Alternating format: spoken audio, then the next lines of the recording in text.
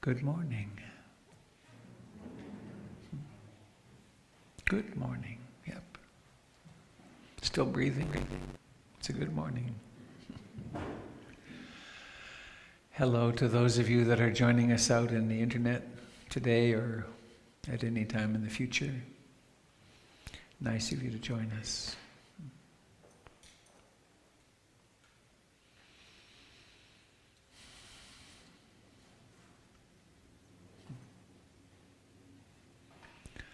Traveled over here this morning with a friend in my car and was talking about my appreciation of the incredible effort that it takes to be here on a Sunday morning. And the opportunity cost. There's so many things that one could be doing, that you could be doing. But instead you've chosen to come and turn inward. That's a really rare thing on the planet. Anybody here for the first time? Raise your hands if you would. Oh my goodness, there's a whole pocket of you right there. How interesting. Well, welcome. I'm glad you're here, and I hope you find that this is useful. In fact, my real hope is that it will completely transform your life into much greater sense of meaning and happiness. And I guess whenever I say that, I like to also say that if you discover that this isn't a good fit for you, don't be discouraged, because that which is calling you to search is of utmost importance. And in Portland, there are organizations and representatives of almost all the great mystical traditions on the planet. So keep looking if this isn't a great fit.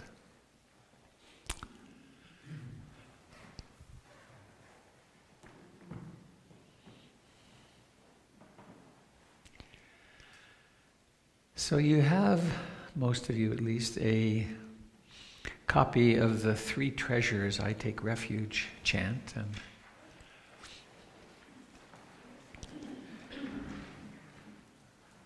what does it mean to take refuge in the Buddha, the Dharma, and the Sangha? We could meet and talk about that and what that means for us individually for a long time. We could have a week-long retreat where that was all we focused on. But in brief, the way that I understand it, the way it serves me, is that to take refuge in the Buddha is to take refuge in that which the Buddha discovered. To take refuge in being awake. And then with that awakeness, to take refuge in the way things actually are. In the reality of impermanence. The last Sunday, I guess, I spoke about the 3 characteristics of existence, just beginning that. I spoke about anicca, impermanence, and the fact that everything is impermanent.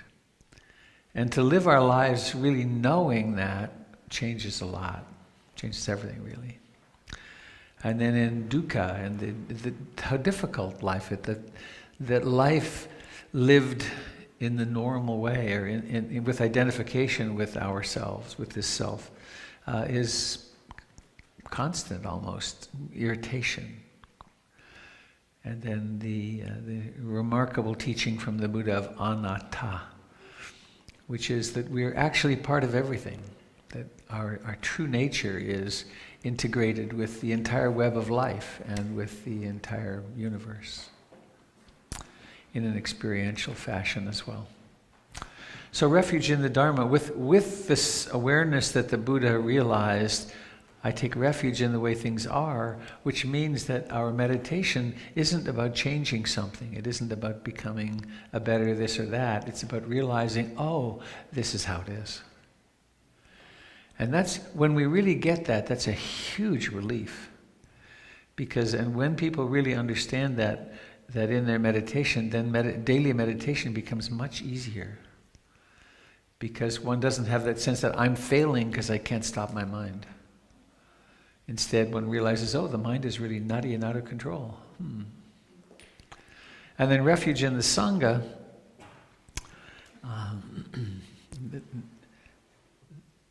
The deepest meaning for me in that is refuge in the community of life. That we have 7 billion brothers and sisters in human form, but countless gazillions on this planet, which is life unfolding. And that's our family. And then there's an understanding also that we take refuge in a certain way with each other, that we support each other in practice, and all those who've gone before us and actually use this to wake up. So there's an ancient way of doing this, and there's this modern way, which was created by Betsy Rose a few years ago, a couple of decades. So I invite you to join me in singing, if you wish.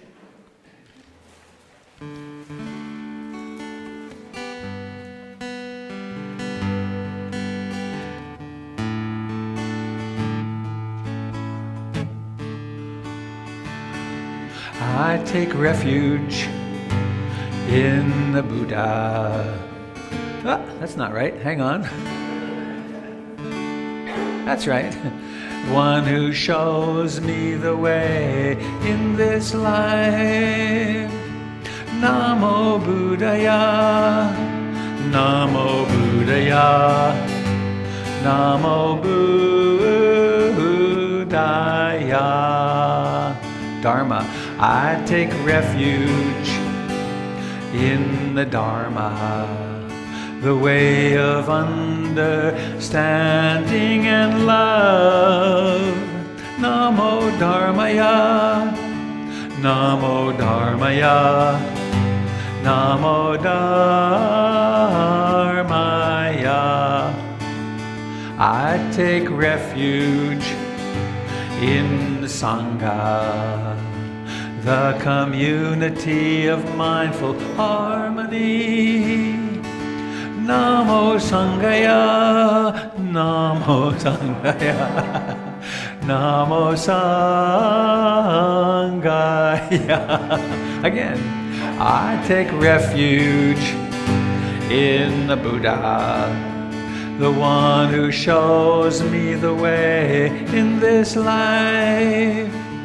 Namo Buddhaya, Namo Buddhaya, Namo Buddhaya.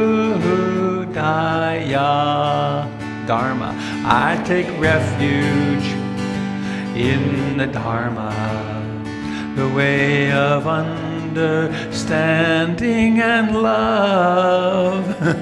Namo Dharmaya, Namo Dharmaya, Namo Dharmaya. I take refuge in the Sangha, the community of mindful harmony. Namo Sanghaya, Namo Sanghaya, Namo Sanghaya.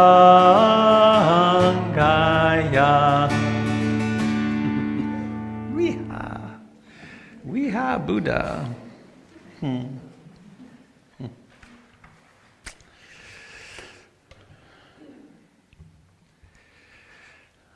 All those various losing of the place and the screen going black and so on make me think of this.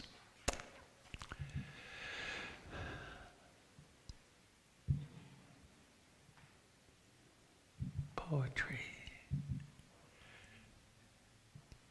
There was a very extraordinary human being who lived, he died a few years ago.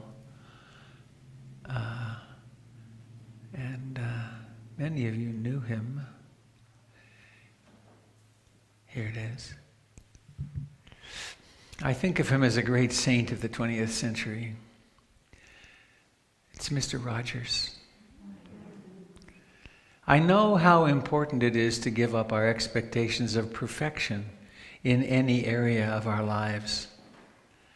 I've tried hard to do this, and yet I know that every once in a while the old pattern emerges. Quote, maybe if I could make at least one proper segment of the program and I find myself in the same trap again. That doesn't mean that we can't produce highly satisfying moments for ourselves and others, but it is important to give up, perhaps daily, trying to be perfect. Of course, I think we want it so strongly because we reason that if we are perfect, if we do a perfect job, we will be perfectly lovable. What a heavy burden. Thank God we don't have to earn every little bit of love that comes our way. So let's practice imperfect meditation. Comfortably upright. The Buddha sat cross-legged because he was from a little village in North India 2,500 years ago. If you don't sit cross-leggedly comfortably and with ease, please use a chair.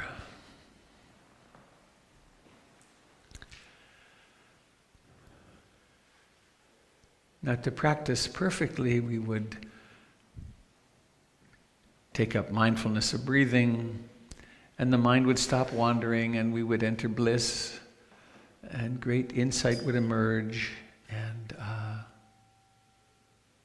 it's interesting. It's a surprise bell.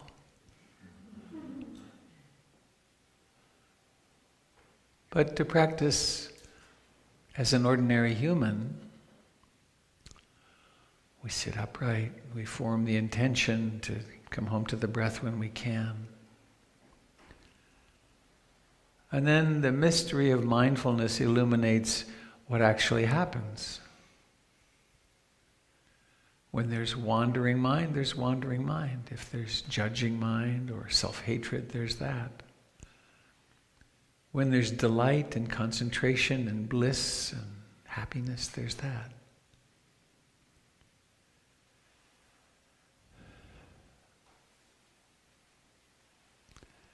The burdensome practice of judging.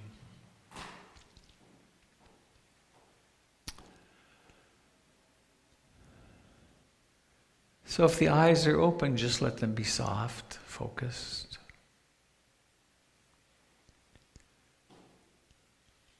Notice the breath coming and going. The actual sensations of breathing.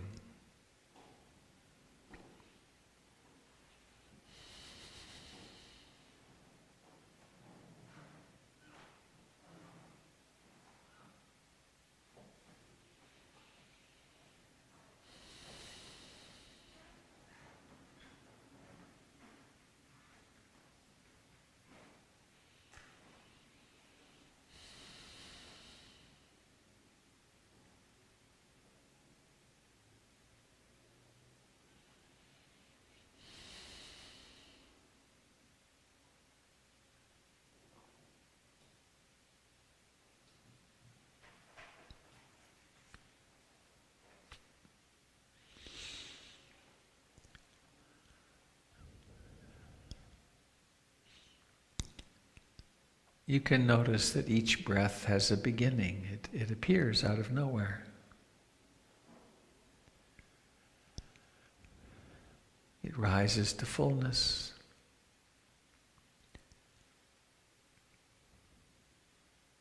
Changes direction, declines, and then vanishes.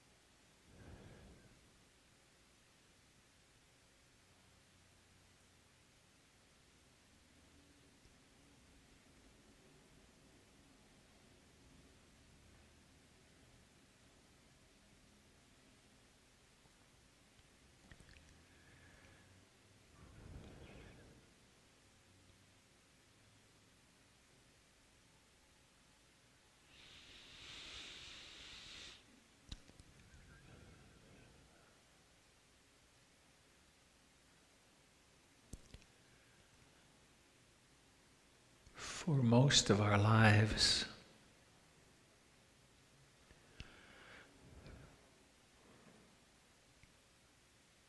This mystery of attention has been focused outside. Seeing, hearing, smelling, tasting, touching.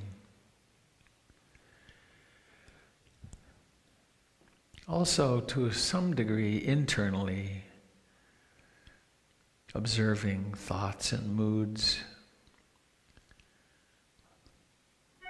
But not objectively,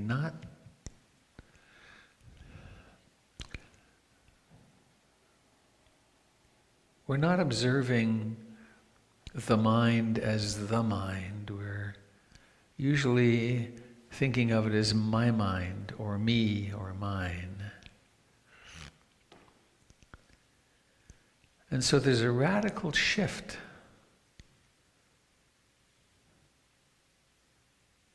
in which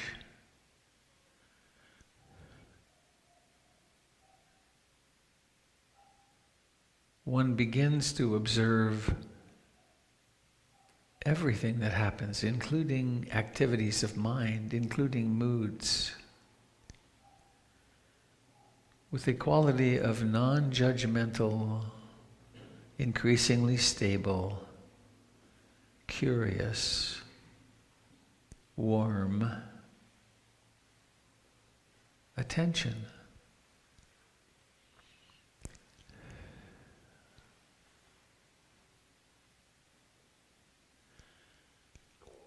So even, and perhaps particularly, our, what I like to call personality,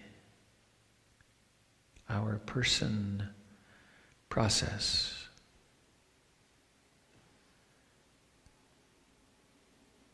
becomes an object of observation and study and compassion.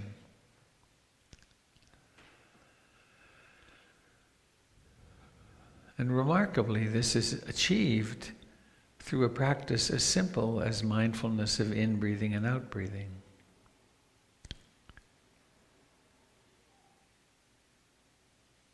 Because we form the intention, or we intend to bring awareness into the breath, into the sensations of breathing.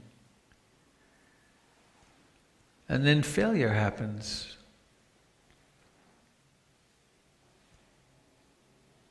And curiosity emerges, and then there's noticing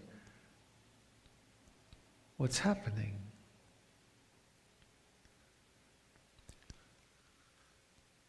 What is the tone, or what's the experience when the mind is wandering?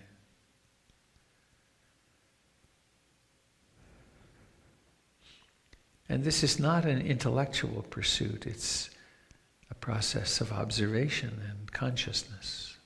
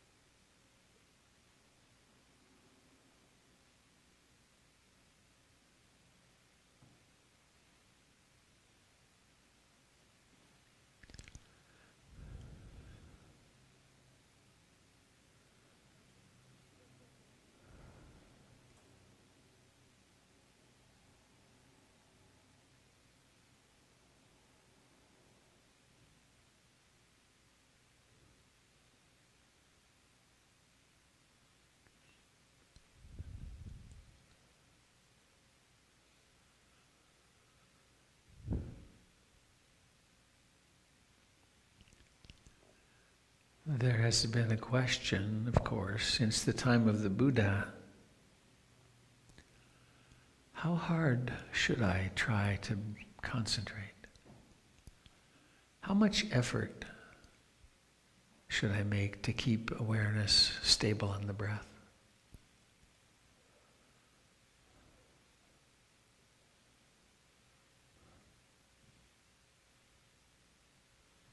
And the Buddha replied, the person asking the question in the traditional story had previously been a musician and played the lute or something like that. And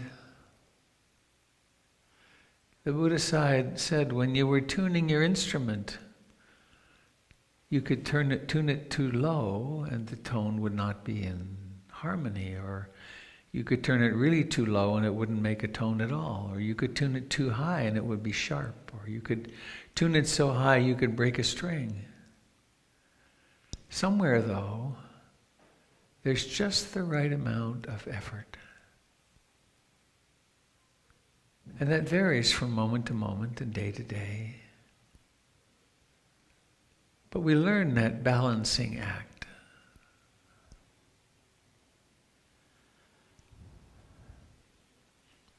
And that balancing allows presence, just to be here with the sensations of breathing in and breathing out.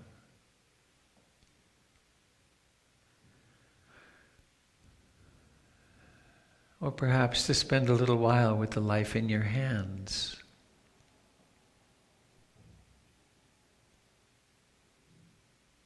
Or the life in the face.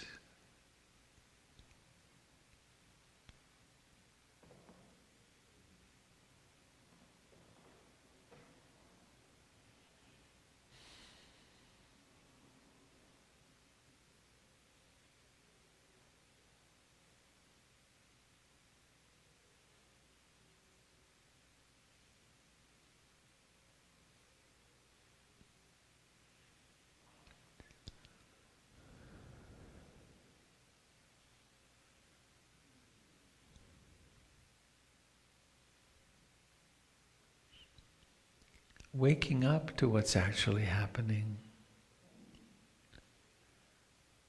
Using the breath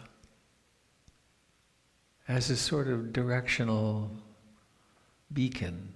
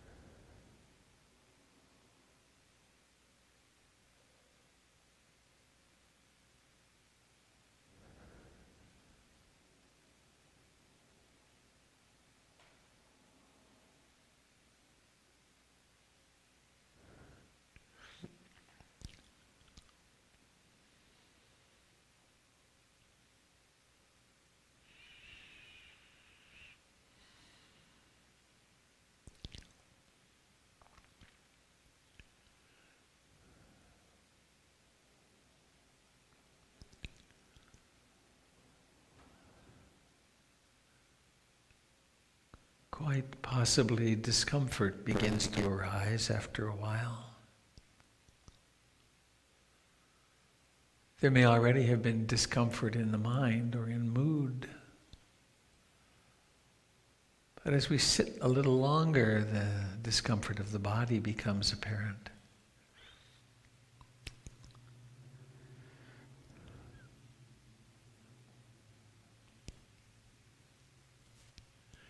This is not a sign that something wrong is happening or you're doing something wrong. It's just the nature of this body. And so it provides an opportunity to simply be with discomfort. If it's persistent, you could even put aside the breath as your primary training object and abide aware and awake in the discomfort, in the pain, in the disliking of it.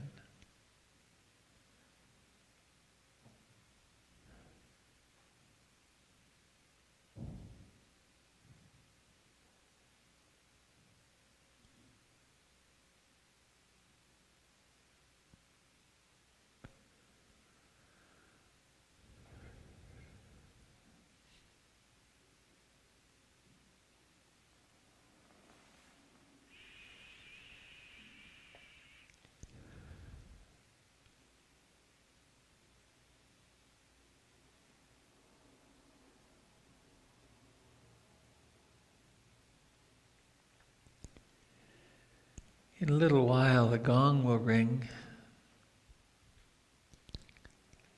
But in keeping with the style of ending of my teacher, Ruth Denison,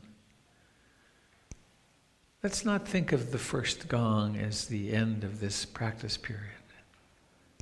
Let's instead think of it as a wake-up call. Be here.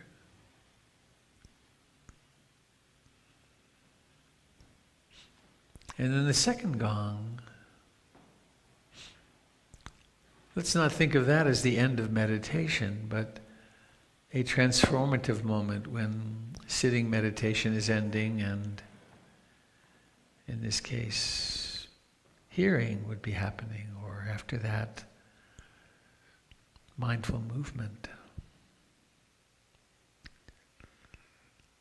But let's do away with the notion that meditation is something that happens for a few minutes a day when sitting down.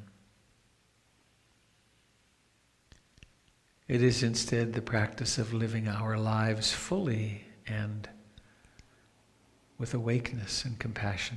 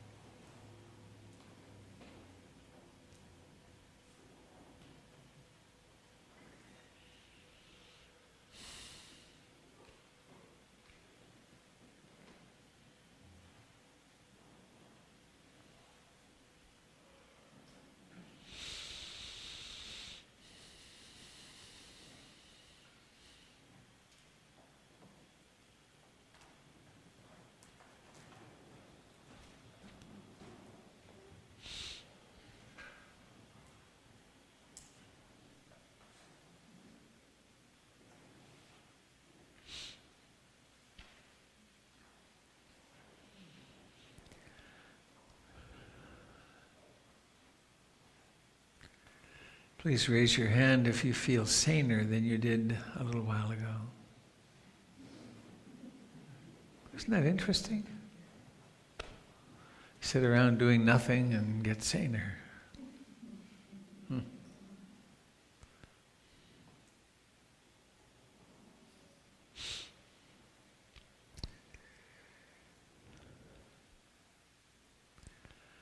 Jim, are you set to do a little movement? Jim Dalton takes the helm.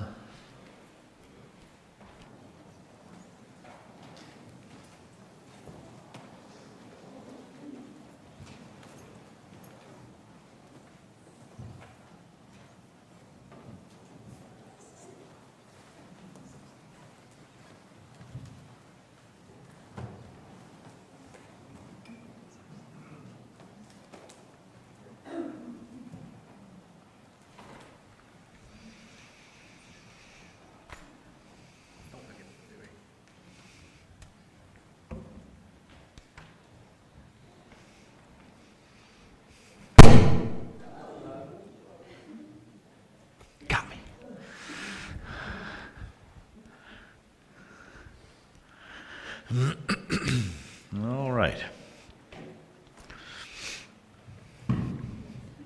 Here we stand in contact with the earth,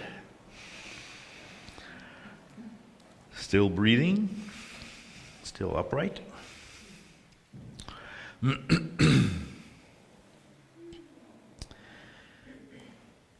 Just letting the weight move from one leg to the other. Noticing how the body regains its balance, even though it's tilted a little bit this way and tilted the other way. Lifting one heel off the floor, lifting the other heel off the floor. There's still some sort of integrated recovery in this intelligent system called the human body. So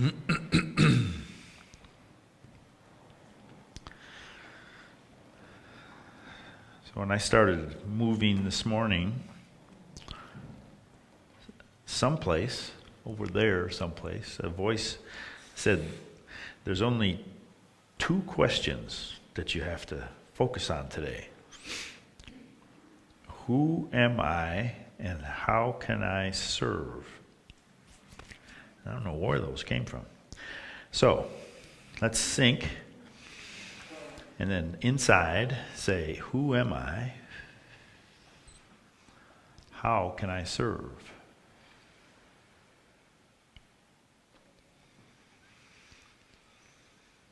Turns the movement into a prayer.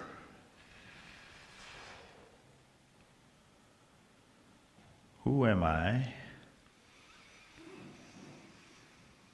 How can I serve?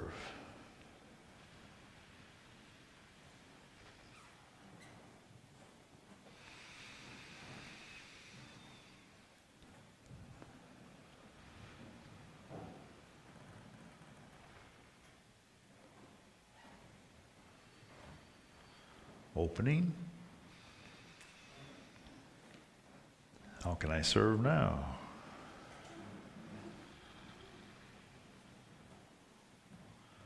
Who am I now?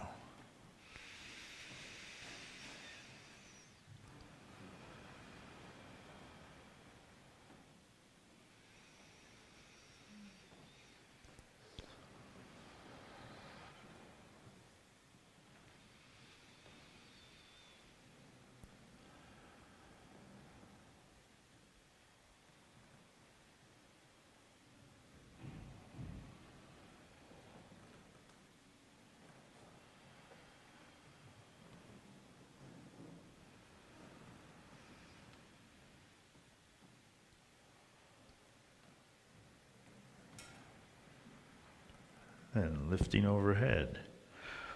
Who am I? How can I serve?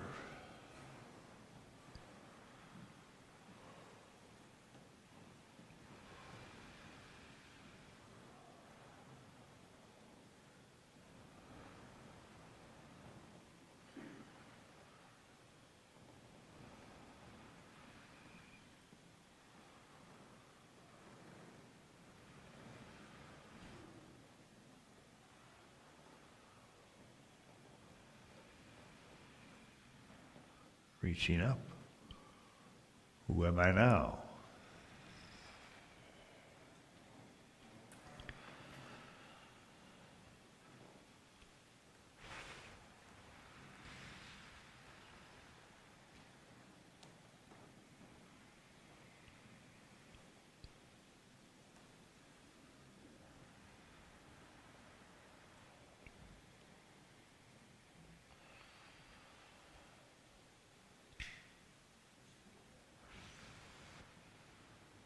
Opening to the side.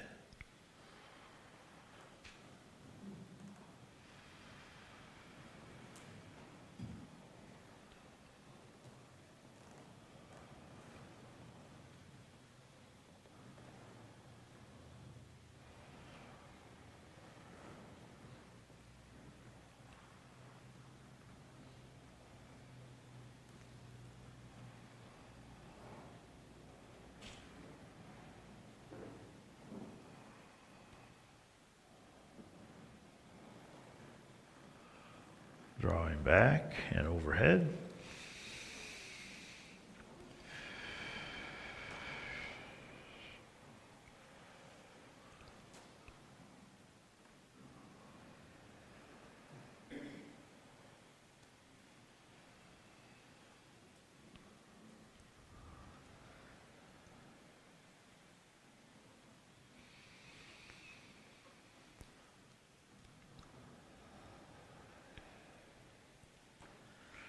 Reaching across.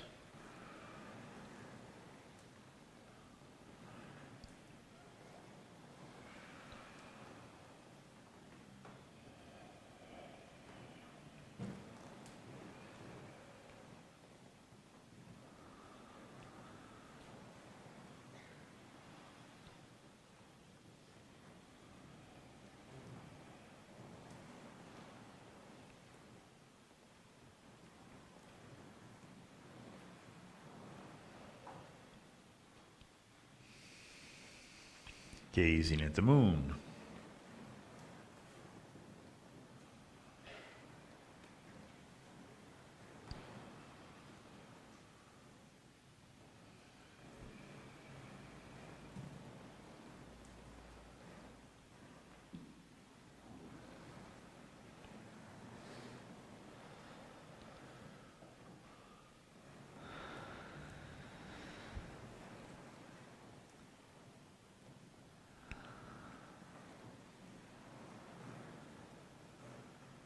Pressing across.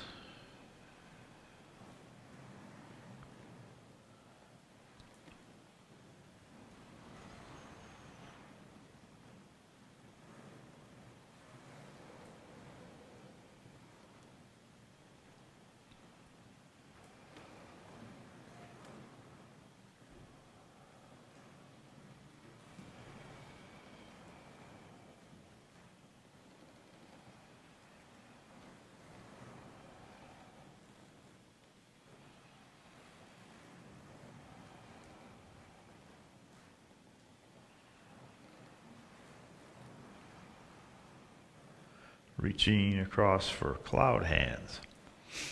Focus on the palm.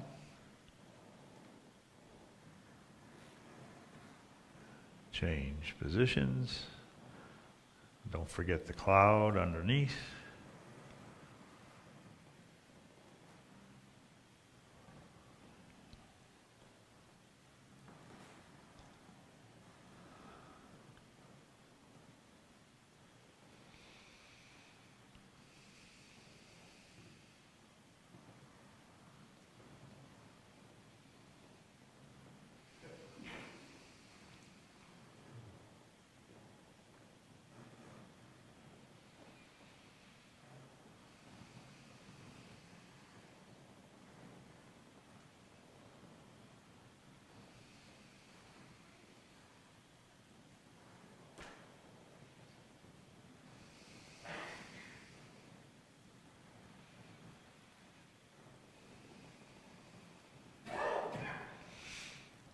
Stepping out, splashing in the sea.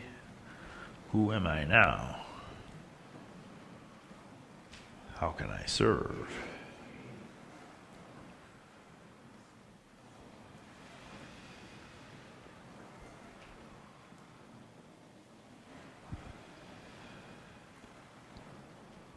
riding the waves.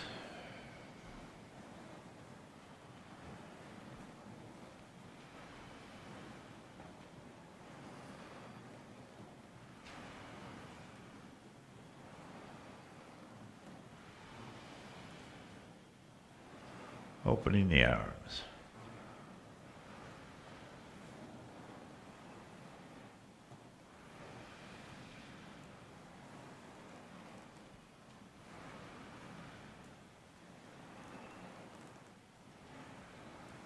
Back to the center. Stepping out and splashing in the sea.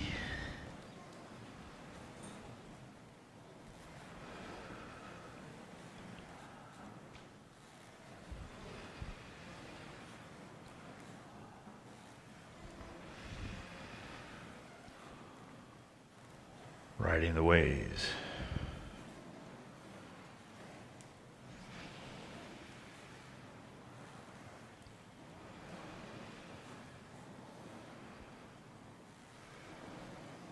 Opening the arms.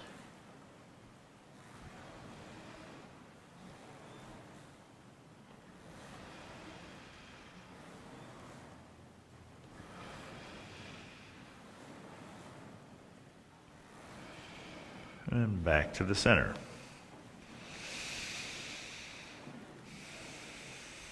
Make a fist and sink. Let the dragon rise from the sea.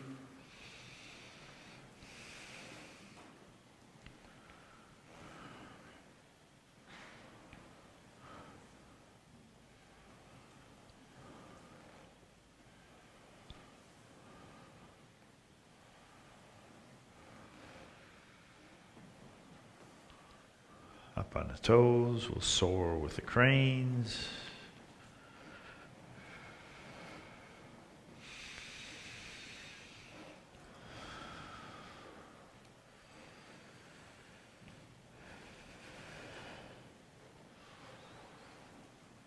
And turn the wheel.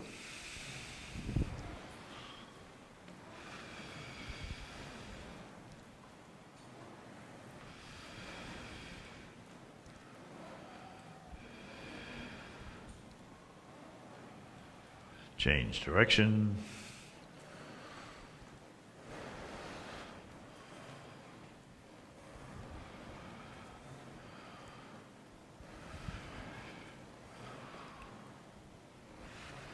And back to the center. Raise one hand and one knee.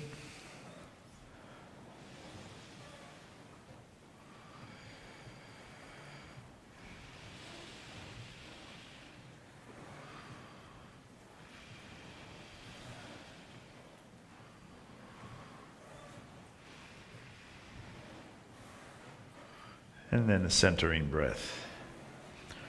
Who am I? How can I serve?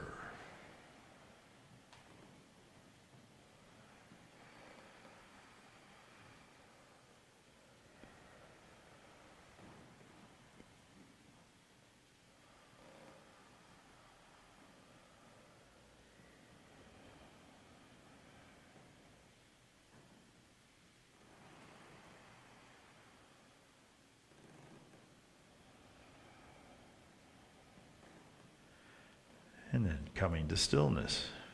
How can I serve?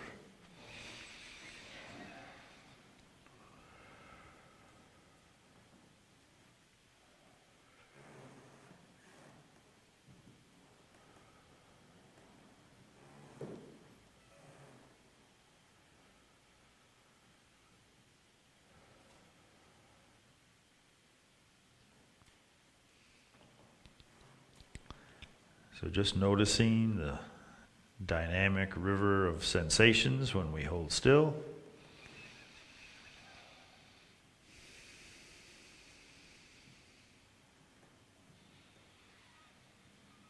Our connection with the earth, our upright form. We can sink and gather all this experience in one gesture, integrated into a wholeness.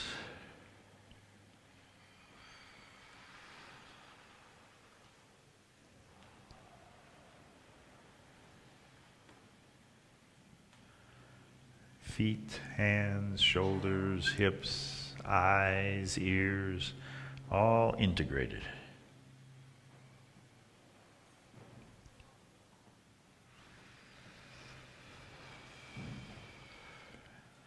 And ready for whatever's next.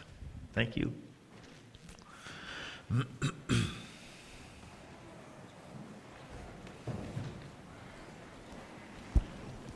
much.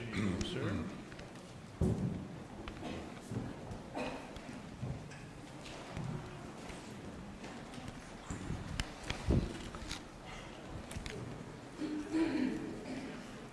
Good morning, Sangha. Let me try that again. Good morning, Sangha.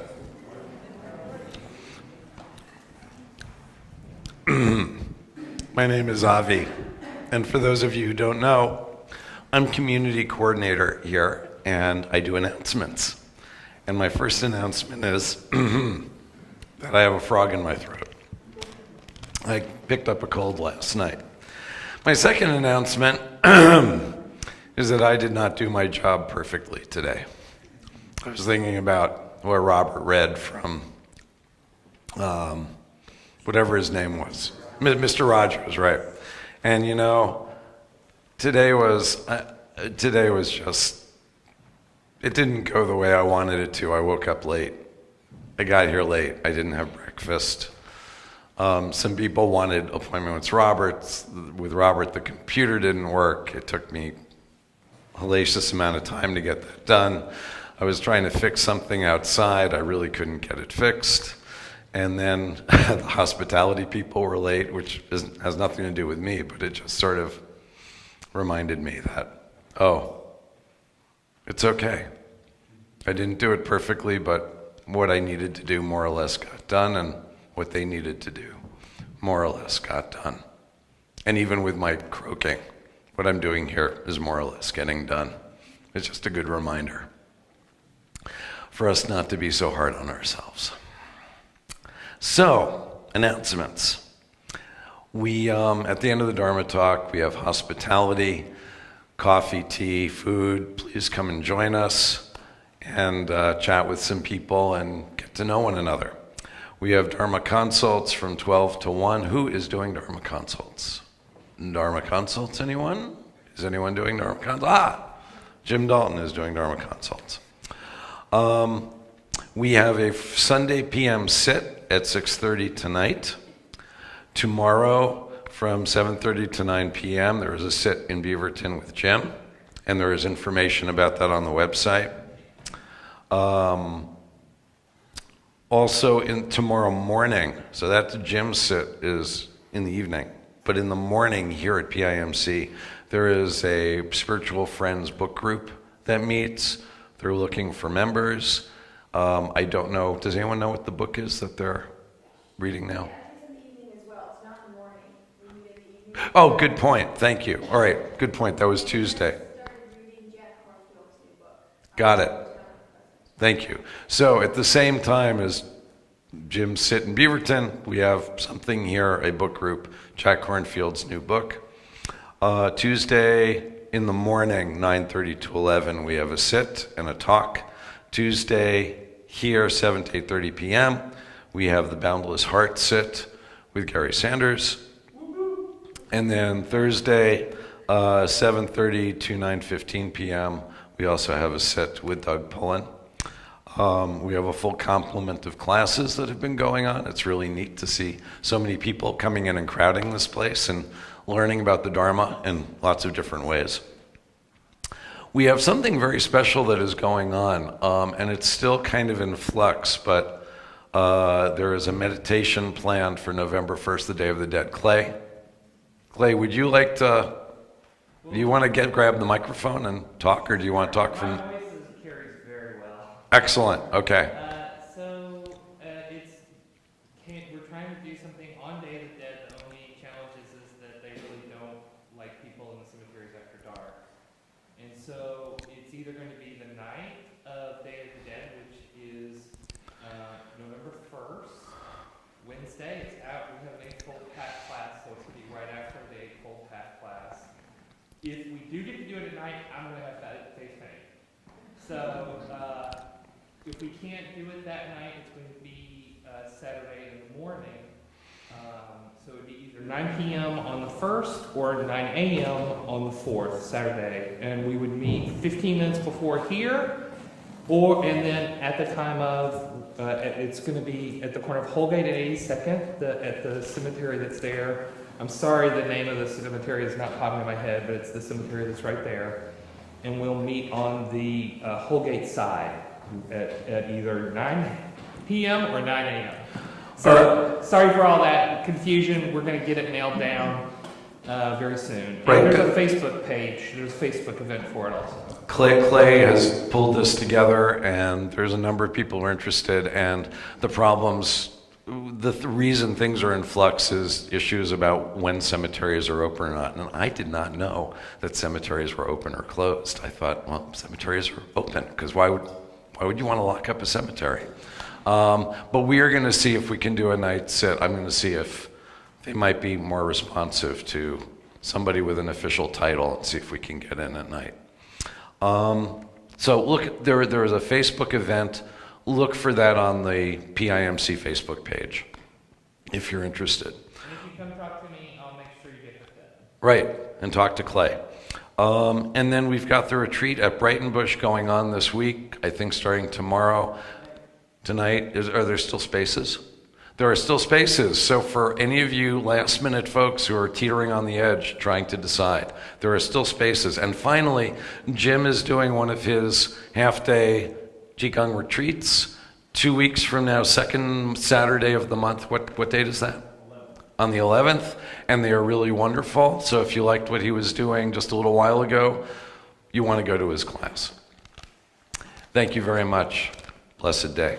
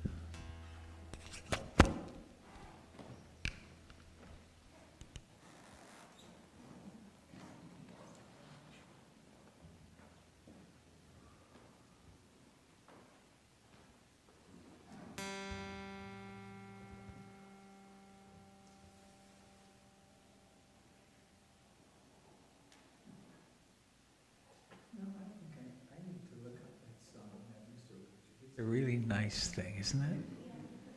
Well, you all know it? I don't know it.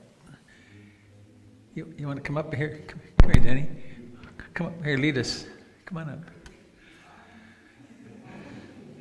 Come on, you guys, come up here. Come on, Danny.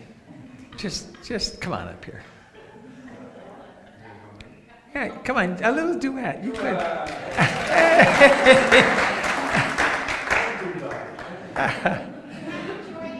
Yeah, well, all right, there we go.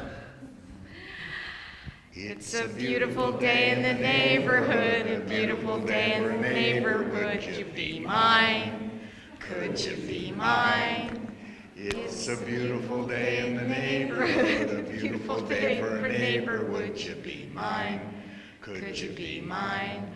I have always wanted to have a neighbor just like you. I've always wanted to live in a neighborhood with you. So let's make the most of this beautiful day. Since we're together, why don't we stay? Would you be mine? Could you be mine? Won't you be my neighbor? Yay! Oh, boy. I like you just the way you are. Oh, wow. Oh, it makes me so teary. That's nice, isn't it? Ooh. I wear slippers. When I get into my slippers each day, I get out of my biking shoes and I get into my slippers. I always think of him. Well, kids, hi.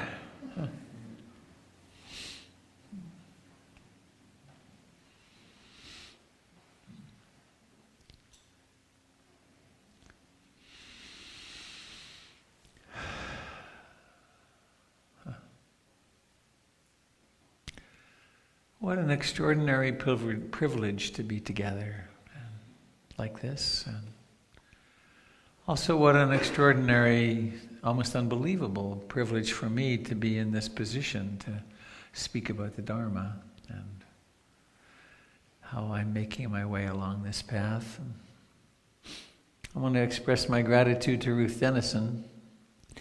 I had a moment the other day, one of those moments of really missing her. You know, it's almost 2.5 years, and I'm very well adapted to it at this point. But I forget when it was. Here it is again. I had this. In the last 2 years of her life, she needed a lot more support, and I was responsible for hiring her caregivers and so on. And on several occasions, she called and said, "Darling, I'm dying. You have to come today." And she wasn't. When she finally did die, it was an unexpected, obviously a stroke. But on several occasions I flew down and we met. We stayed together in a little old spa in outside of Palm Springs. And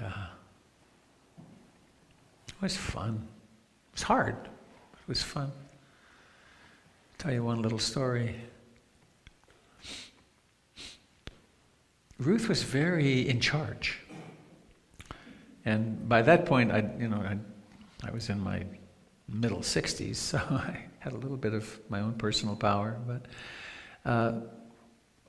she wanted some ice cream, and I missed the store, and so we were driving up the street, and there was a 7-Eleven, and I said, "Let's stop at 7-Eleven. They have Haagen-Dazs bars," and she said, "Nope, I want the ice cream back there." And I said, "This is really good." And she said, "Nope." And finally, and I overrode her, which was very rare. And I said, "I'm going to get you a Haagen-Dazs bar." And I got us each one, and I brought it out to the car. And she took one bite, and she said, "More." And I went in and bought a second one for her, and she ate them both, and she had ice cream all over her face. And I got a picture of it that I sent out broadly, and it was.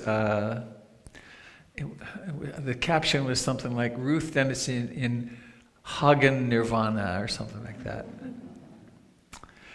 So I'm wanting today to talk about, to continue on this journey through the Eightfold Path. There's been 3 talks so far. And of course, at the beginning of the Eightfold Path, there's an analysis or a taking stock of what one's worldview is. What do I really believe in, and what are my strategies for being happy? And the primary strategy for being happy in the modern world is sensory experience, the shorthand: sex, drugs, rock and roll, money, power, success, big house, and that's supposed to make us happy, but it fails. And so then in the observing of that, there's this concept from the Buddha called dukkha, unsatisfactoriness.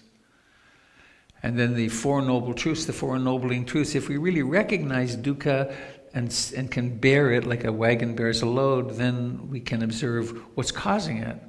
And the hypothesis is the cause of the suffering in our lives is the non-acceptance of things as they are. And then when that non-acceptance somehow mysteriously stops, then there's quenching, there's relief, there's the great relief that the Buddha referred to as nirvana, which isn't another planet, or it's the experience of And then the fourth ennobling truth is the Eightfold Path. And then I went on from there to talk about, I forget the second week, but then last week I spoke about one of the characteristics of existence, anicca, impermanence. And today I want to speak about karma and a vastly misunderstood and guilt-producing, often, teaching. But by starting this morning with the... today is one of those days when things are tending to be very falling apart-ish.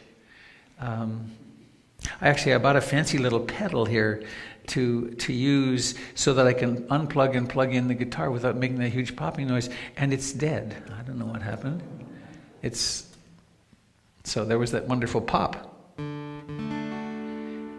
But I also thought on this topic of being imperfect.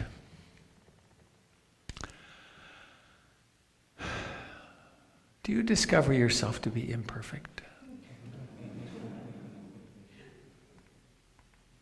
You're back. Hi. How was Nepal? Yeah, it's hard. It's hard living up to one's image of who one thinks one should be, and all the images and all the stories that we have of how we should be when we're actually just ordinary humans. And the law of karma can make us feel even worse if we misunderstand it, because then we're really imperfect, right? These bad things are happening because I've been a bad person. And as I was thinking of this, I came across this song by the Avett Brothers, my very favorite folks, musicians, a few weeks ago. And the issue here is drinking. But it could be, what is the issue in your life where you're not perfect? And then just fill that in.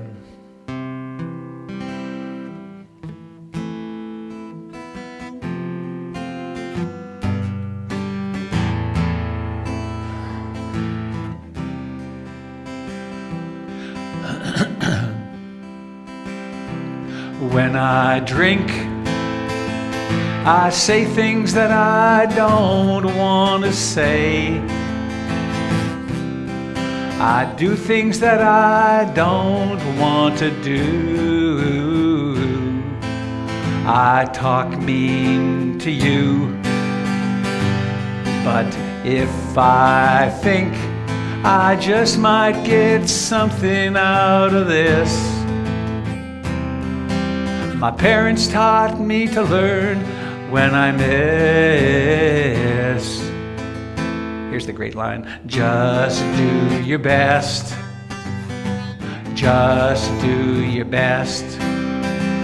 It's the only way to keep that last bit of sanity. Maybe I don't have to be good, but I can try to be at least a little better than I've been so far. But when I drink, I hear things that aren't really there. I feel things when I shouldn't really care.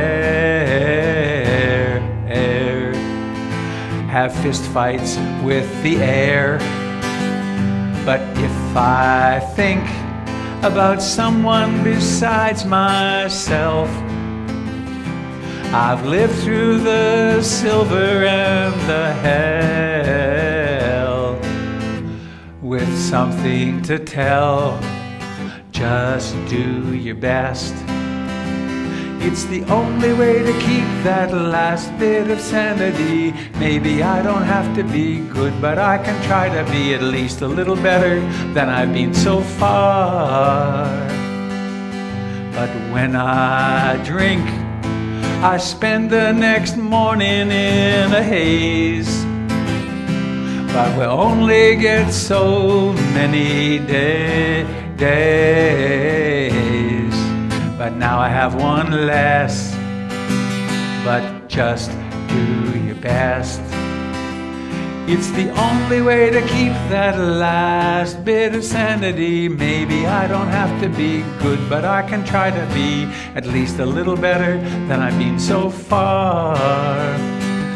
Oh, at least a little better than I've been so far.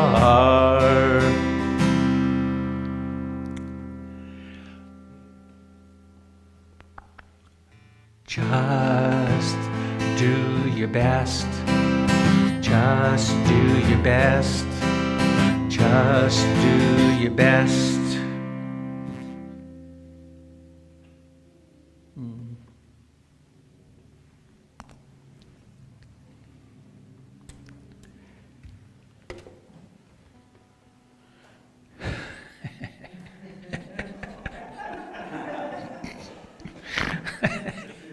Just. I figured it out, I think. It's the only way to keep that last bit of sanity. Just do your best.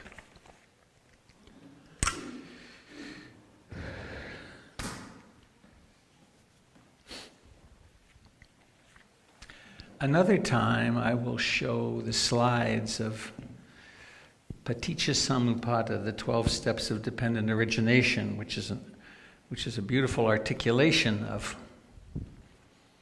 the dilemma that we're in and how our intentional actions can help us.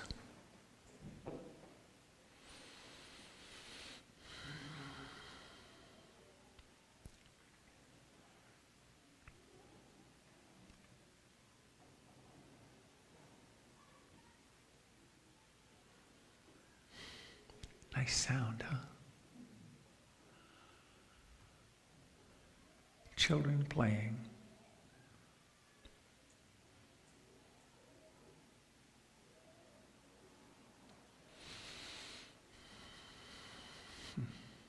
Thanks for doing the video, Rod.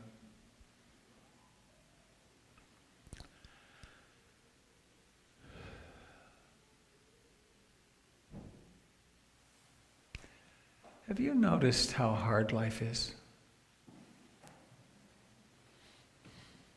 For ourselves and in the world, it's stunningly hard around the world.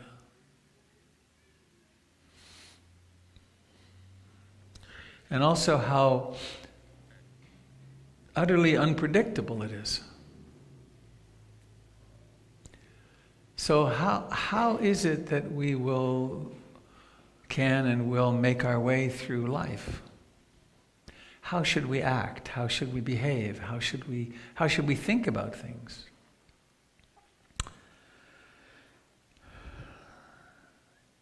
And we humans have thought about things really differently.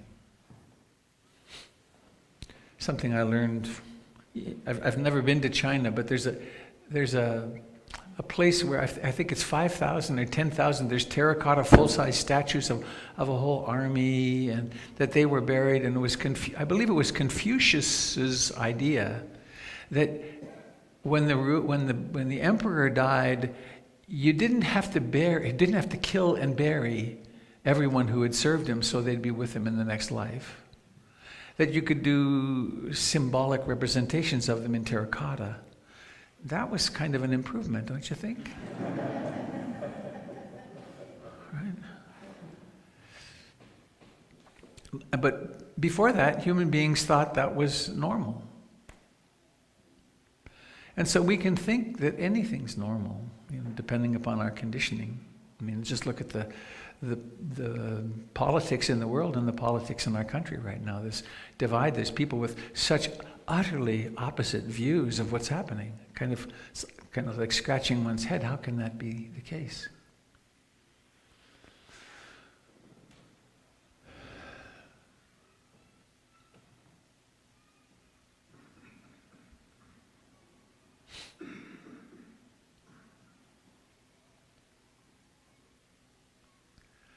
There is a view which is quite popular,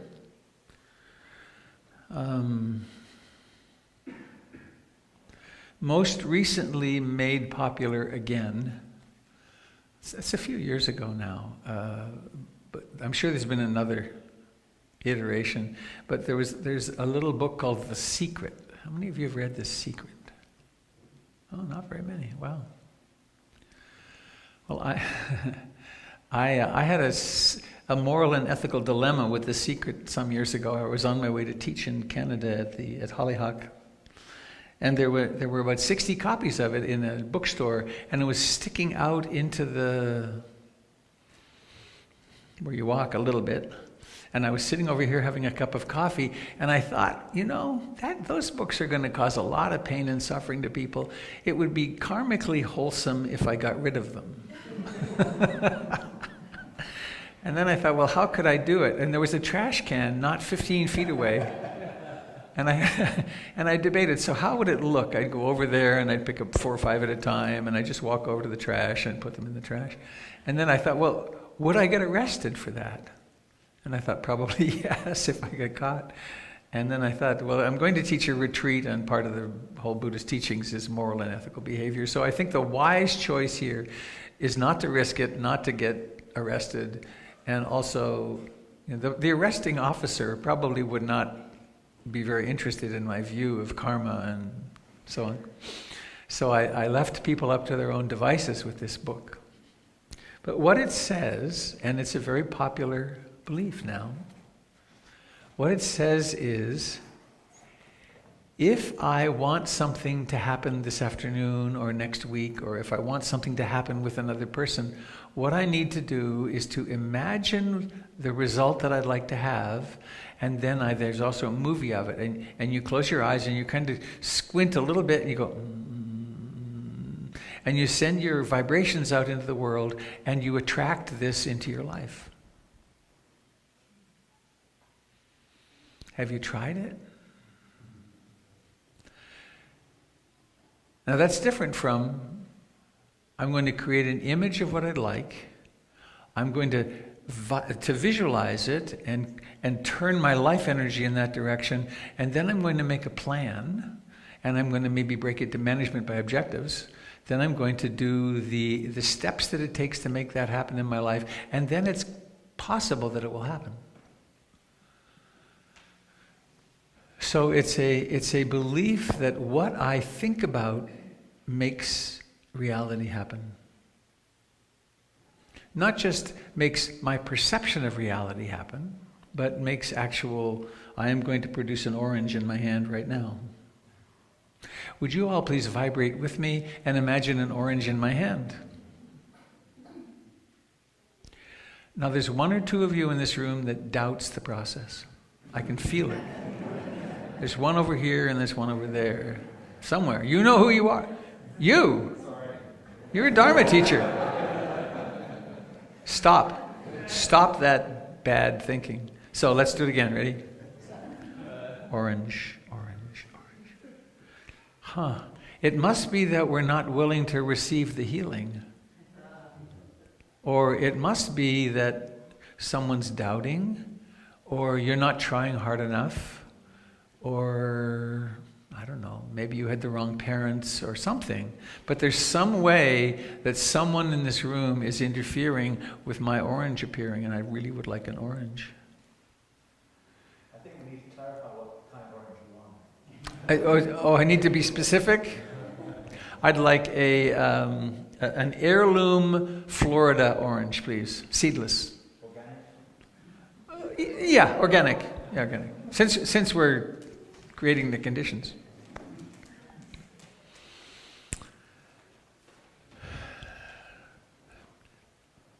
in my teaching role, I have met people who've been tortured by that view.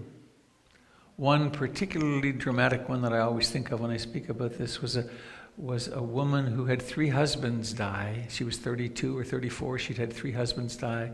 One in a car wreck, one to cancer, and one in a float plane accident. And she had had several people say to her, "Why do you keep choosing men who will die young? Why do you create this in your life?" And I've had any number of people who have some kind of bad diagnosis and are self-hating because, why did I cause myself this cancer? What did I do that caused my son to have that terrible accident? What did I do? And it's a profound ego inflation. And one of the reasons that we like that kind of view is that we then have the delusion that we could be in charge. Right? That we could create stability in our lives such that we wouldn't face these terrible pullings of the rug out from under us. So there's a tremendous amount of suffering caused. This is called, in the Buddhist view, wrong view, or a view that doesn't reflect reality.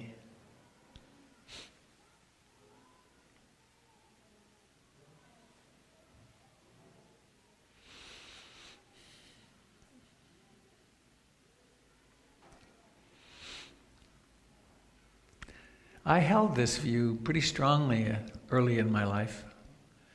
And part of my strong feelings about it come from an experience that I had then, in very brief. Our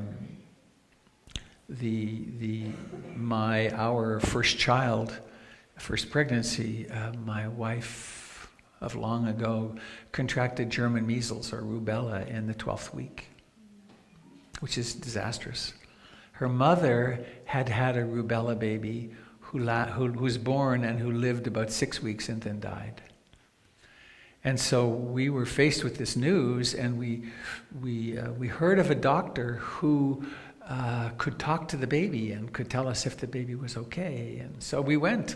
And when I should have punched him and we should have left was when he said to her, "Oh, your mother had this too. There's a sort of Byzantine plot here." And then he said, "When did you decide to hurt your baby?"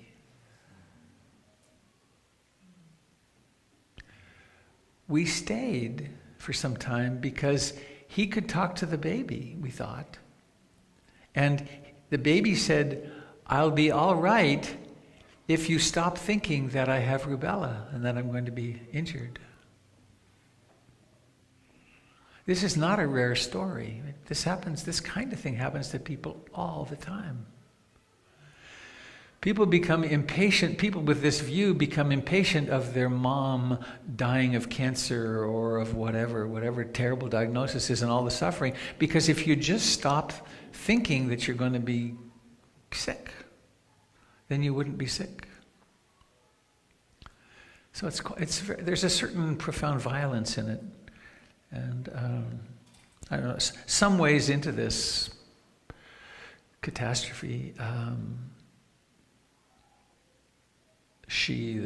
my partner at the time, went in to do a baby check with him, and he did nothing except listen to the baby. No listening, no medical anything.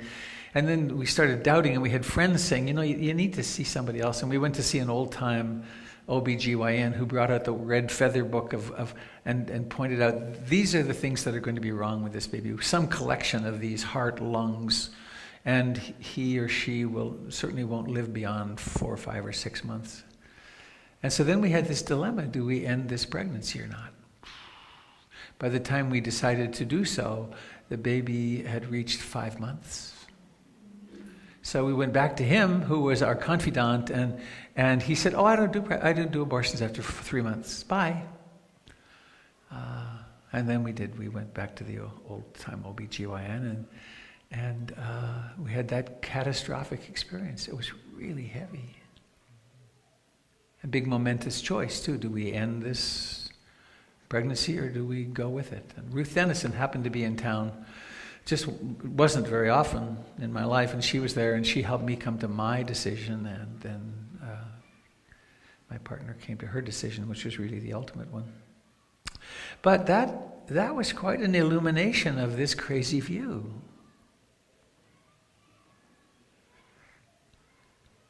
So then, what did the Buddha teach?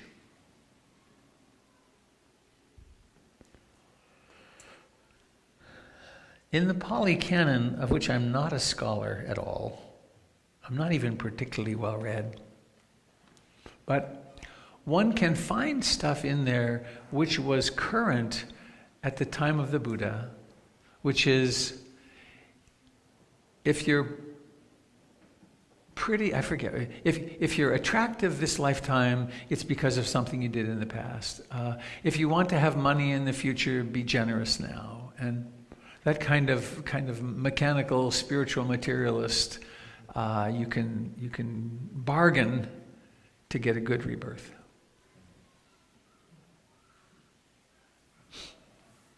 One can also find teachings where the Buddha is speaking to his senior monks and says, essentially, there really isn't a self anyway, so what's to get reborn? So this radically different teaching, which is not popular or not well known. So the question then comes, how do we make practical use of this law of karma? One more piece from the Buddha. He spoke that what happens in this moment, in this lifetime, isn't just from one's own actions. There are national actions and the body humors, whatever those were. And there's he didn't mention this, but there's genetics. And there are these incredibly complex forces, among which my intentional actions are one thread. So, there's a story that the Buddha's cousin, Ananda, who was his chief, his attendant for the greatest portion of his teachings until the end of his life, that one time the Buddha came back and Ananda said, "Lord Buddha, I was meditating deeply and I've come to understand the law of karma." And the Buddha's response was, not so fast, Ananda. Take a deep breath. Deep, difficult to understand is the law of karma.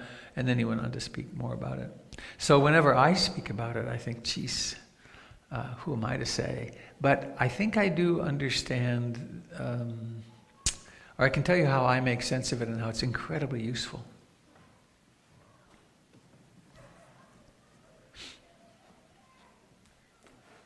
The Buddha described the law of karma as the light of the world, which puts us interestingly, in competition with the apostolic faith church. They have this big sign that Jesus is the light of the world, and how could there be two? But of course there are, right? It's different. It's just a different vocabulary. So, anyway.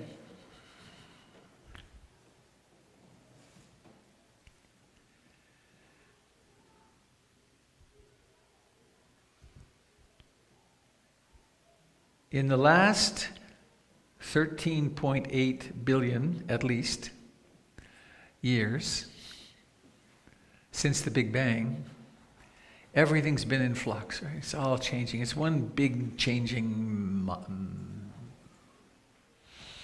amazing thing. At a certain point along the way, the earth formed and then life emerged, and then there's been this constant activity. And each of us finds ourselves at the apex of an unimaginably complex historical process that puts us in this context, in this body, in this room, in this financial circumstance, in this biological circumstance, in this relationship or not relationship, in this political time, in this, that right now, this is what I take to be me. And what is it that I really have in my life? The only thing I ever really have is this moment of seeing, hearing, smelling, tasting, touching, and what's happening in the mind. Everything else is an imagination, isn't it? I mean, that's a tough one. It's a tough one to get, but meditation makes it clearer and clearer that what we have is what's here now. And then the past is a class of thoughts that have an ED on them. Like, remember coming over here today, bicycling or driving. Where does that exist? Only in the mind. And do you have plans for this afternoon? Where does that exist? Well, it's only in the mind. So what do we actually have? It's now.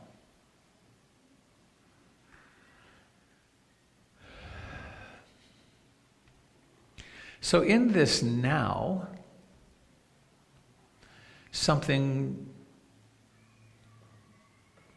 remarkable happens. There's awareness, or there can be. And we can actually direct this awareness, it seems. For instance, please become aware of your buttocks where they're pressing on the chair. A second ago, you were totally unaware of that, but now it's there. How did you do that? Nobody has the least idea about that, right? Please become aware of the sensations in your left eyebrow. How did you do that? We could say, well, I just became aware of that. But how did you do that? Where was the locus of identity? Where's the control center? Is it somewhere? People now with all the brain research, they're liking to say, well, it's in the brain. But that's another black box. It's another way of creating something that I can believe, but experientially, where is awareness right now? So,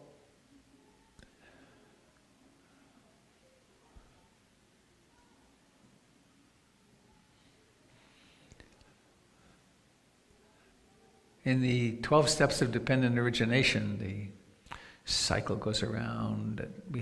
We have sense doors, the body in contact with the world. There's that contact leads to feeling, pleasant, unpleasant, and indeterminate, and then it leads to craving and grasping, and then becoming, going around our moments. Till the moment of feeling, pleasant, unpleasant, or indeterminate, that's the context in which we find ourselves. Like right now, this is the life we have. And one of the outcomes, intentional outcomes of mindfulness practice is that this place between stimulus and response, somehow or another, we're able to open that up so that between stimulus and response, there's awareness of the process of stimulus, reaction, action, and it shifts from that into stimulus, awareness, choice. How shall I respond to this circumstance? How shall I respond to this mood that's present? How shall I respond to this affront that's just come in? I receive an angry email, or someone shakes a fist at one in traffic or something, or some loss happens in one's life. How shall I respond? Funny the things that come to mind.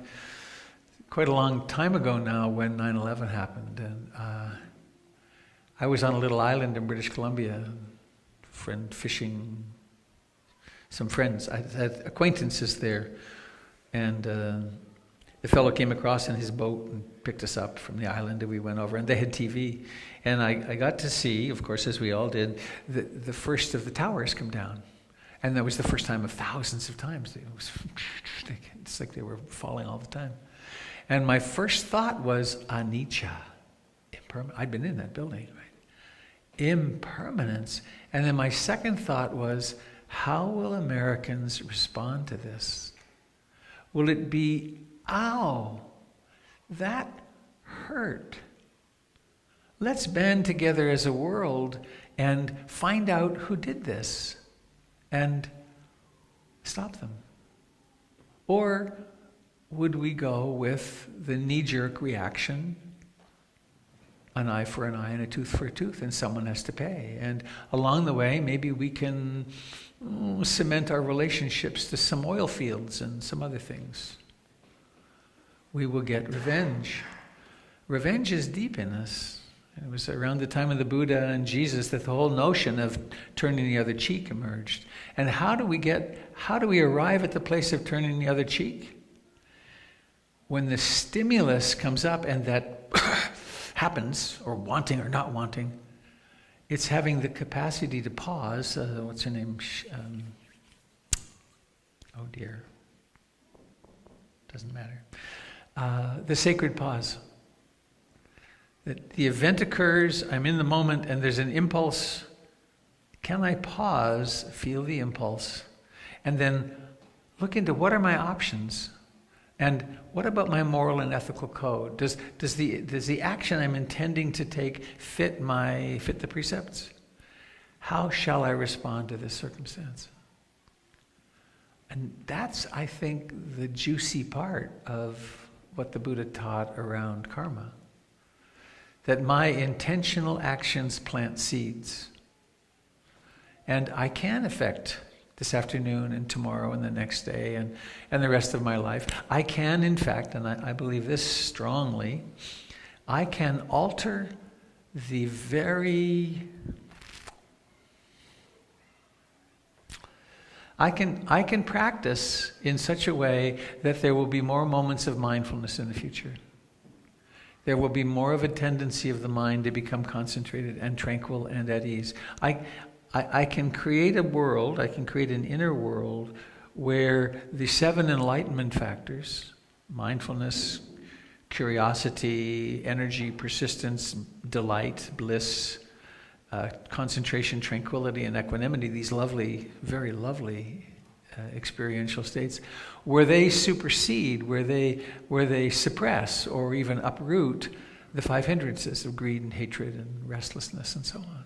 That the human mind is malleable through a gardening process, right? Bhavana means to garden. Bhavana is translated as meditation. So it sort of makes sense to me, more than sort of, that the Buddha spoke of karma, intentional action, as the light of the world, because it's there that we create our destiny. Carl Jung spoke about the unexamined life. To not pay attention inwardly results in a fate.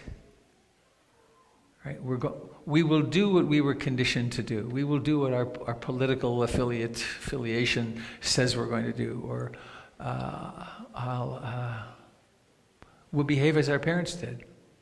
Or a destiny. And a destiny arises from, I will examine the circumstances I'm in, and particularly, I'll examine what the impulses are. What seed do I want to plant? And that's where I find that song so helpful, and that intention. Because all we can do is our best. And some of our habits are really deep. You know, some of them, my experience, I watch things that, how many years is this going to continue? I don't have road rage in the car anymore, or very rarely. I mean, I have this much. I used to have a serious case of road rage. And now it hardly ever even pokes its head up. It's like, why would I do that? But not so long ago, I was riding home on my bike, and a big, pickup truck went by me really close. And a young boy, maybe 10, I don't know, I couldn't tell very well from the voice, screamed at me from really close, "Get off the effing road!" And I heard several expletives come out of my mouth, before there was any reflection. And had they stopped, I probably would have just ridden into them on my bike. I was so angry. Why? I was scared. Scared reflex. But the impulse to strike out was just right there. Very interesting to me. In the car, it's kind of like, boy, this guy's driving really crazy. But here, it managed to poke into that primitive fear. Actually, I feel a little teary as I talk about that. That was a most unpleasant event. Not only what they did, but the thing in me that it provoked is so... is there shame? I don't think I have shame about it. It's kind of like, oh, this human condition is so difficult, right? These conditionings are so deep. But the change over time is remarkable. So in terms of just do your best, and in terms of the not being perfect, it's really important, I think, to use the law of karma, this idea that we're planting seeds in a most delicate, merciful way. Way back in my youth, I worked on ships, traveled around the world a bit, and one of the things that I saw were the super tankers coming. I sailed around the Horn of Africa, and I was coming north to Europe, and it's like a freeway out there. Some of these places, but these tankers, I think they're 500,000 tons. They're 40 or 50 feet deep into the water, and they travel at almost 30 miles an hour.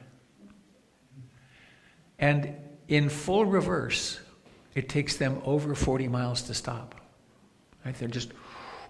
They are moving, and they weigh, they're way bigger than freight trains. I mean, they're giant. And sometimes I think that in the law of karma, I'm out there on a little platform behind the supertanker, and I'm, the J stroke in canoeing, you paddle and then you're going to bring the bow around. It's a bit like that sometimes. The momentum is like this, and here I am with my paddle, but I do have a paddle. And our lives, I've had the privilege of doing this from this role for a long time now, and I've seen people change so much.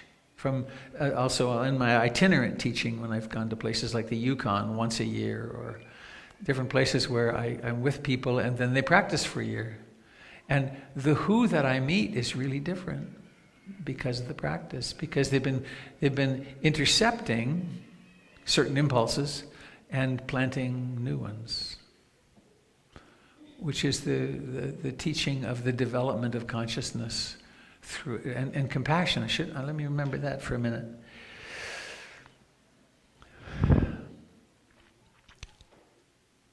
When we practice, and when we practice daily and substantially, meaning some time, we will encounter parts of ourselves that we don't like. One of the most popular ego defenses is called projection, in which something is in me, but I can't accept that it's in me, so I find it somewhere, and that is out there. It's in you. It's in men, or it's in women, or it's in people from the Middle East, or it's in people in the White House, or it's one of the ways to test, to see, do I have projection, is when we feel superior to, or holier than thou, or somehow rage-filled toward, as opposed to compassionate. So, as we meditate, the denial of these things diminishes, and in my own practice. Those of you who've been around for a while, I've talked about how I discovered how much rage I had in me, how much anger there was, and along with that, how much sadness there was. The two, what are the weft and the wooft in weaving? There's these two threads, and one of the threads in grief is sadness, and the other is anger. And I had no idea, and it was embarrassing, right?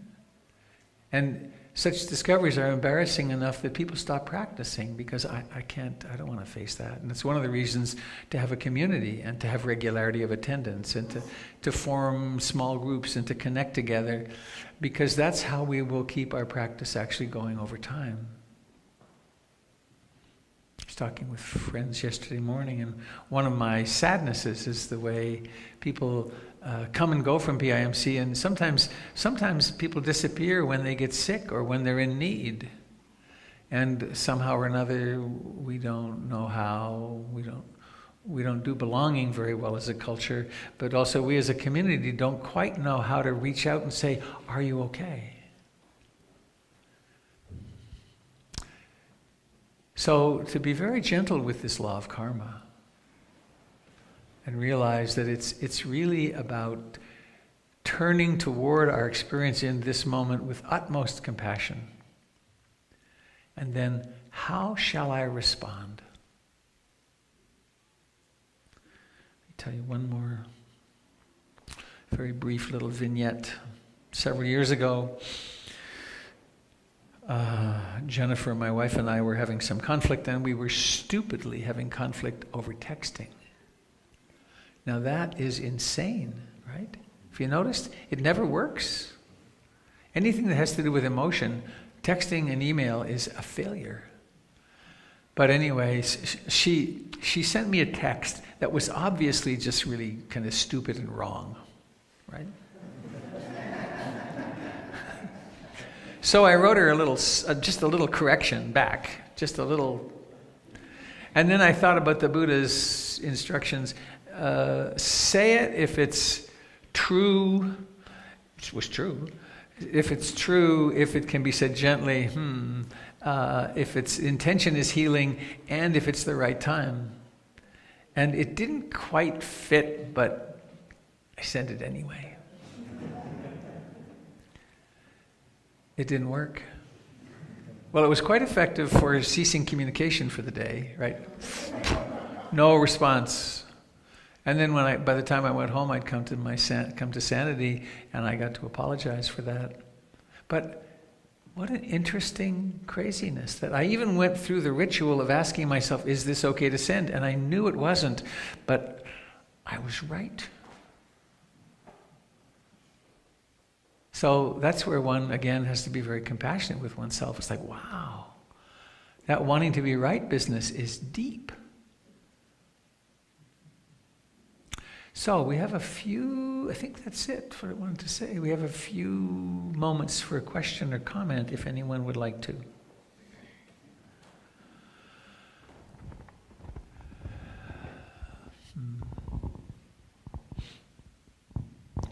While folks are contemplating, thank you for joining us, you folks out there in internet land. Very nice to have you here, sort of.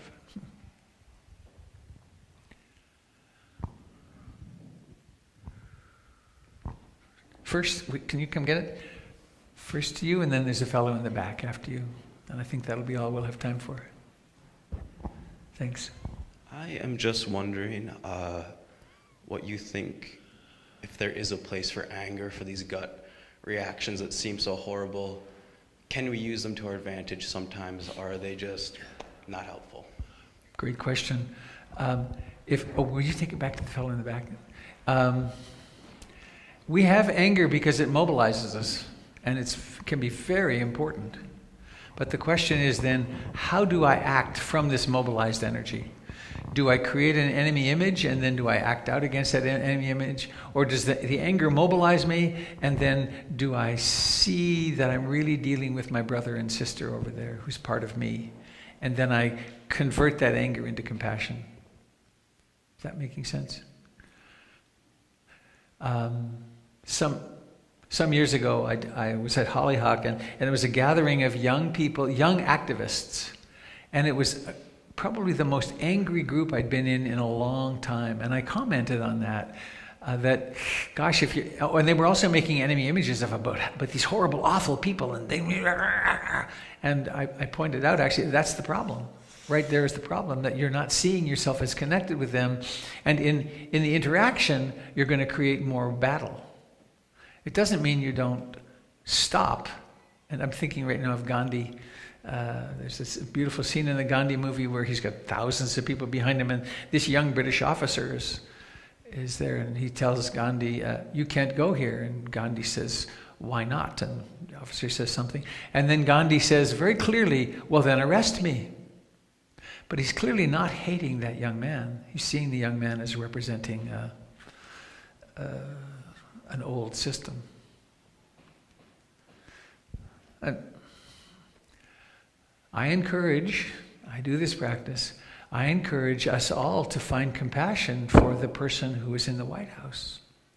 In fact, there's a new book that is very helpful. It's called The Dangerous Case of Donald Trump, and it's 27 psychiatrists and psychologists talking about psychopathology, not saying he is this, but expressing very clear writing, and then saying to the reader, make up your own mind. What do you see? And I found it very settling. It's like, oh, right, okay. And it helps me really have compassion for that fellow, because he can't do any better. Doesn't mean if I could wish a different person to be there, I would. But I don't want to hate him. Because in hating anybody, but it doesn't mean one wouldn't work hard to change things. Is that helpful? Please. Hi, thank you for the topic. I'm in the Eightfold Path class, and it's really timely that you're talking about this because we just had karma as our subject. And one of the things that came up is, a lot of times in modern media, you hear people like, dude, that's just your karma, man. That's just, your karma. And one of the things that Gregory kind of talked about was it's more action-reaction. There are actions and there are consequences to those actions, and I thought that was really cool. But there was another part, which is the karma isn't just our actions. It's also, there's other people doing stuff. Yeah. And that affects us, and seeing that allows to let ourselves off the hook. I'd love to hear a little bit of expanse on some of that. Thank you. You're reminding me of a really important point, which is not quite your second part of your question, but the first is to say, oh, you've got this bad diagnosis, that's your karma, is actually completely the wrong word. Karma is the planting of the seed. Karma is intentional action, and karmic action produces vipaka, and vipaka is the result. So when I plant my garlic is up. I planted garlic at the right time this year. It's amazing. Thank you. It's this tall already. It's incredible. So I planted garlic seeds, or whatever they are, garlic pieces, and we're going to have a large crop of garlic, or we are already having a large crop of garlic. The fruit, the vipaka of planting that garlic is more garlic. And so it's really wrong if someone says that's your karma. And it shows a profound misunderstanding, which is, it's kind of, there's a kind of guilt Christian blaming the person for their circumstance. Not that all Christianity is that, I don't mean that. It's one of the misunderstandings. That understanding there are an infinite number of causes for this moment being as it is. Some of them have been my own actions, but the vast majority haven't been. I mean, the structure of this personality was created profoundly in the crucible of my family of origin, as you with yours. The things about you that your parents could or could not tolerate, or supported or squashed, are who the personality is today. And the various choices that we make are profoundly conditioned by the choices that their great-grandparents made, because we've been passing on these patterns, and we just have to work with them. But the extraordinary thing with the Dharma is, no matter what the pattern is, unless we have severe trauma or brain damage, or we can be so traumatized or so not have the intelligence to practice, to see, to be aware, and then we're in a different kettle of fish. But to be in what I think of as a garden variety, neurotic, normal functioning consciousness, no matter how bad life is, we can pause and take a look. Did that address that at all? Thank you. Great. Thanks. So thank you so much for coming. One thing we don't say that's obvious is we have a wonderful children's program. If you have any children or you know people with children who might like to come and practice, we have a great teacher, and Eric is really phenomenal. I go out there and visit between times here. So let's make a big circle and welcome the kids in, and then we'll close with with them singing. Thank you again to those of you joining us on the net.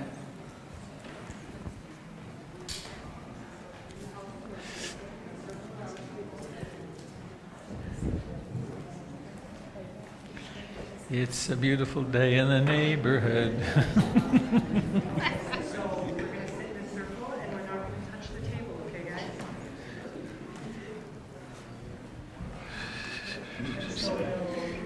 You want to sit here? I'll get another one.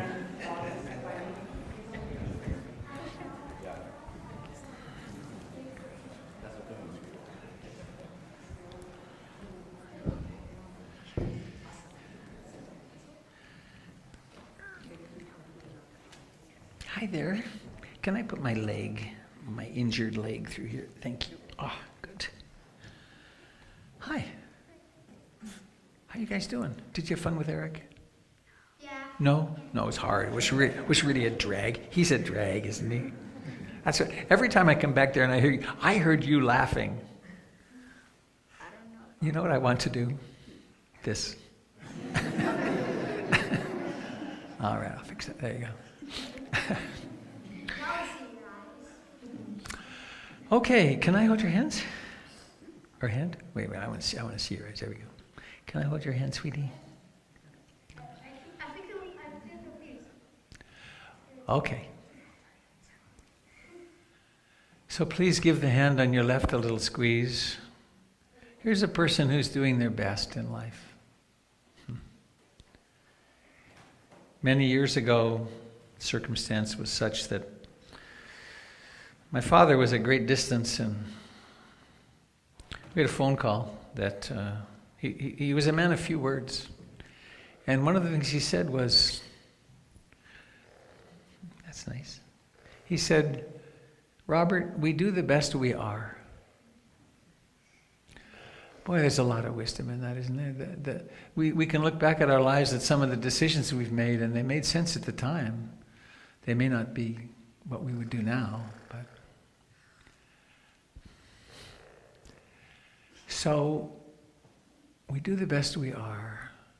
So why not wish the person on your right something beautiful? Happiness, freedom. And so to all beings in this room, to our loved ones, to our friends, see, this is a karmic action. We're choosing what thoughts to feed. And our minds so easily tick over. They run like finely tuned motors with aversion and self-hatred and so on, revenge, fantasies, worry. But let's just think a kind thought for ourselves now. And my guess is we have someone or ones, oh dear. Test 1, 2, that's not going to work. So let's do this. It'll be awkward, but it'll be fun. Who's our... Okay. Oh, if you hold it and hold it behind them a little bit. If you can. See. Okay, so. Whenever you're ready. Okay, so 1, 2, 3. May all beings be happy. May all beings be happy. May all beings be happy. Sadhu, sadhu, sadhu. Thank you. Nicely done. Thank you.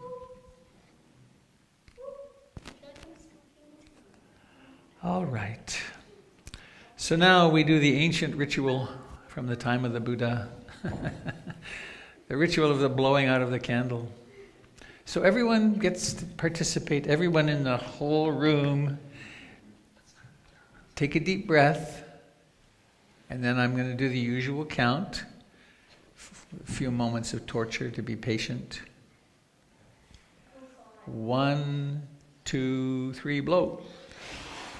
Yes. Thank you all for coming. Thank you, thank you, thank you, thank you. Oh, there's tea, coffee, and goodies out in the living room. Please join us.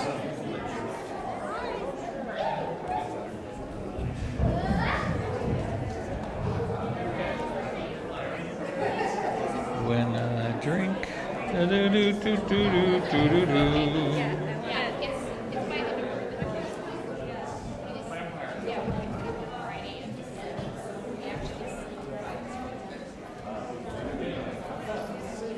Hi.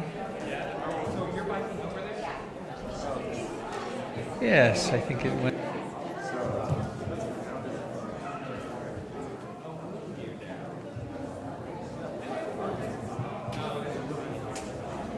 Well, where's